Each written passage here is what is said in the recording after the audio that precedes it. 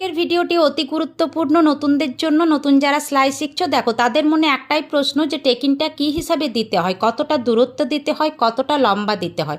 তো সবটাই তোমাদেরকে সূত্রের সাহায্যে এই ভিডিওতে আমি তোমাদেরকে দেখিয়ে দেবো। তো ভিডিওটি যদি পরবর্তী সময়ে দেখে করতে চাও তাহলে টাইম লাইনে শেয়ার দিয়ে রেখো। তো দেখো সূত্রের সাহায্যে আমি তোমাদেরকে বুঝিয়ে দিচ্ছি যে টেকিংটা কী হিসাবে দেবে। এটা হচ্ছে আমার 44 সাইজ ছাতি আছে, তো 44 ছাতি, তো ছাতির সাথে 10 ভাগ করবে, ভাগ করে যেটা বেরোবে তার সাথে 1 কিন্তু যোগ করবে।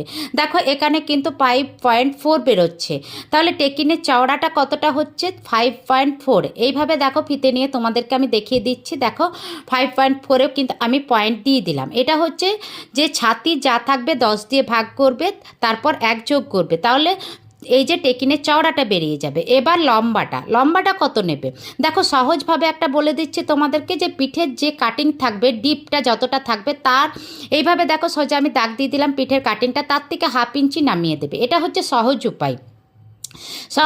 দেখো যতটাই ফিট কাটিং থাকবে সেইভাবেই তোমরা এইভাবে লম্বাটা কিন্তু নিয়ে নেবে।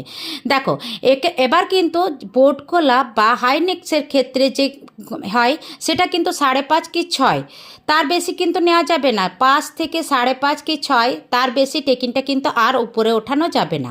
আর এই যে পিঠটা যদি আর একটু ডিপ হয় তো এইভাবেই কিন্তু নামিয়ে দেবে, 1/2 ইঞ্চি করে নামিয়ে দেবে। পিঠে যা ডিপ থাকবে তার একটু নিচেই কিন্তু টেকিনের লম্বাটা হবে। দেখো ভালো করে এখানটা লক্ষ্য করো, ভালো করে বোঝার চেষ্টা করো, তোমাদেরকে খুব সহজভাবে বোঝানোর চেষ্টা করছি।